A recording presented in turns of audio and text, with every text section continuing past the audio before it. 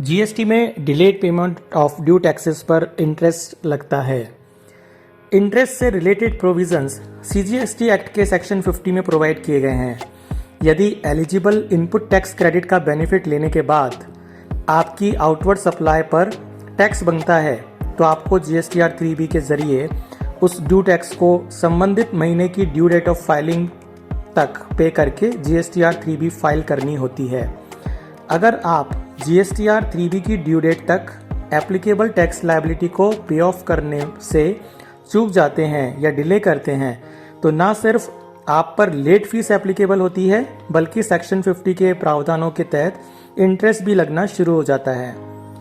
Section 50 में एक 7/17 से किए गए रेट्रोस्पेक्टिव अमेंडमेंट के बाद अब इंटरेस्ट केवल नेट कैश बेसिस पर ही लगाया जाता है, यानी टैक्स के सिर्फ उस पोर्शन पर जो कैश में पे किया गया है। दूसरे शब्दों में, अगर आपने अपनी टैक्स लायबिलिटी को कैश में डिस्चार्ज किया है लेकिन cash payment due date of return filing के बाद किया है तो उस डिलेड पेमेंट वाले अमाउंट पर आपको सेक्शन 50 के तहत इंटरेस्ट पे करना होगा। जीएसटी लॉ में रूल 88 भी जोड़ा गया है जिसे रेट्रोस्पेक्टिवली यानी 1/7/17 से इफेक्ट दिया गया है। ये रूल जीएसटी में डिलेड पेमेंट ऑफ टैक्स पर लगने वाले इंटरेस्ट और ITC wrongly availed and utilised पर बनने वाले इंटरेस्ट के कैलकुलेशन का मैनर प्रेस्क्राइब करता है। सबसे पहले बात करते हैं डिलेड पेमेंट ऑफ टैक्स पर बनने वाले इंटरेस्ट की।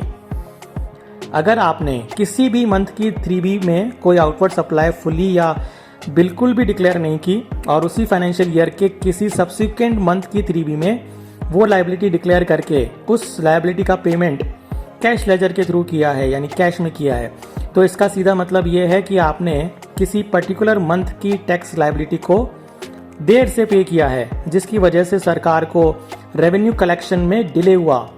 अतः आपको इंटरेस्ट के जरिए इस डिलेड पेमेंट को कंपनसेट करना होगा।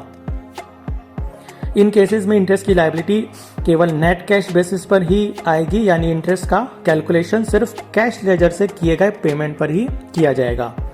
फॉर एग्जाम्पल, आपने मई 2019 में एक टैक्सेबल सेल को जीएसटीआर 1 में तो शो कर दिया लेकिन उस मंथ की 3B में शो करने से रह गए, जिसका पता आपको सितंबर 19 की 3B फाइल करते वक्त चला और अकॉर्डिंगली आपने सितंबर की 3B में वो अमाउंट डिक्लेयर करके टैक्स भी जमा करवा दिया।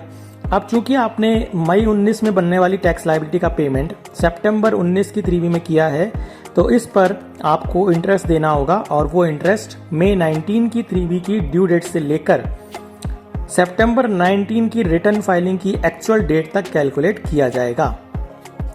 ये है सब रूल 1 का प्रावधान। यदि आपके केस में सेक्शन 73 या 74 की प्रोसीडिंग्स इनिशिएट हो जाती हैं तो उस केस में आप पर जो इंटरेस्ट लगेगा वो ग्रॉस लायबिलिटी पर लगेगा, ना कि कैश लेजर के थ्रू डिस्चार्ज की गई लायबिलिटी पर। यानी इन केसेस में इंटरेस्ट टोटल आउटवर्ड सप्लाई के टैक्स पर ही कैलकुलेट किया जाएगा, चाहे आपका इनपुट टैक्स क्रेडिट सफिशिएंट हो या ना हो। रूल 88 का सब रूल 2 ये प्रोवाइड करता है कि सब रूल 1 में दिए गए केस के अलावा किसी भी अन्य केस में, यानी जहां पर डिलेड पेमेंट ऑफ टैक्स उसी फाइनेंशियल ईयर में ना होकर नेक्स्ट फाइनेंशियल ईयर में आपने किया है, तो उस अमाउंट पर इंटरेस्ट नेट कैश बेसिस पर ना होकर पूरी टैक्स लायबिलिटी पर लग जाएगा।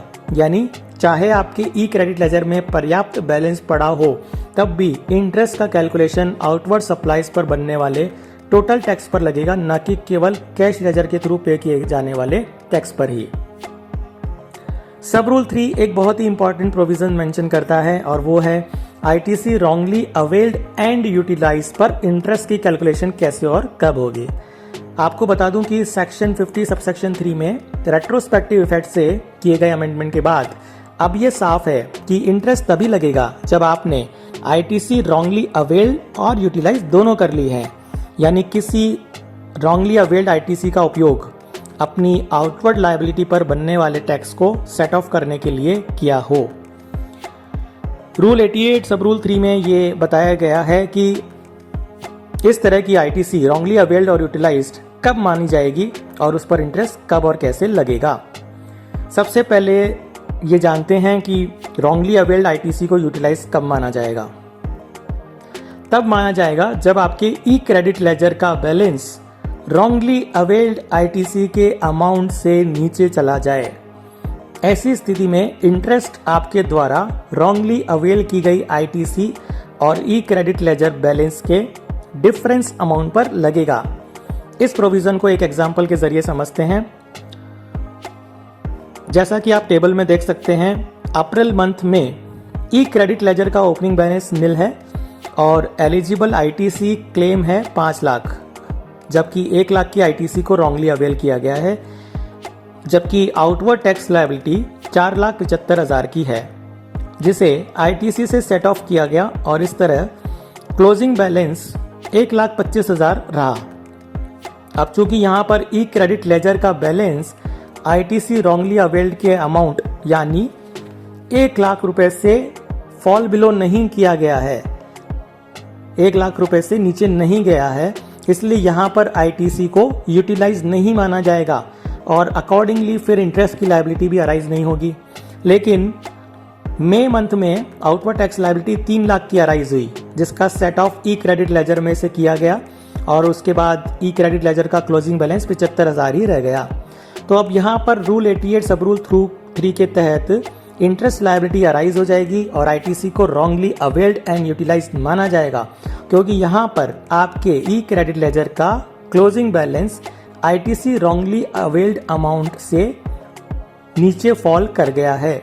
आईटीसी रॉन्गली अवेल्ड का अमाउंट 1 लाख है, जबकि ई क्रेडिट लेजर का क्लोजिंग बैलेंस 75,000 है। तो इस सिचुएशन में इंटरेस्ट 25,000 पर लगेगा, यानी आईटीसी रॉन्गली अवेल्ड और ई क्रेडिट लेजर के क्लोजिंग बैलेंस के डिफरेंस अमाउंट पर, जो कि 25,000 है। तो इस तरह आपने इस वीडियो में डिटेल में देखा और समझा कि जीएसटी लॉ में इंटरेस्ट लायबिलिटी को लेकर रूल 88B और सेक्शन 50 में प्रोविजंस किए गए हैं।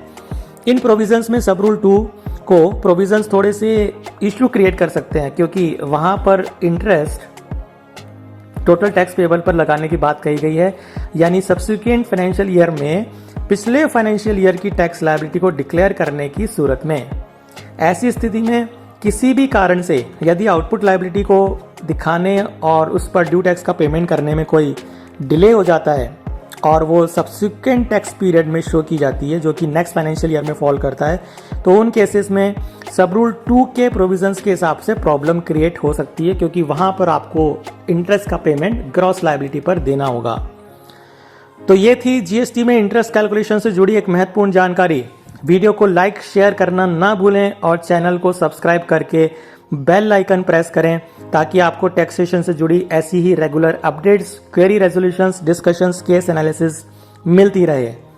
कमेंट बॉक्स में कमेंट करके बताएं कि आप टैक्सेशन से जुड़े किस इशू या किस मुद्दे पर वीडियो देखना चाहेंगे। आपका फीडबैक मेरे लिए इम्पॉर्टेंट है। धन्यवाद।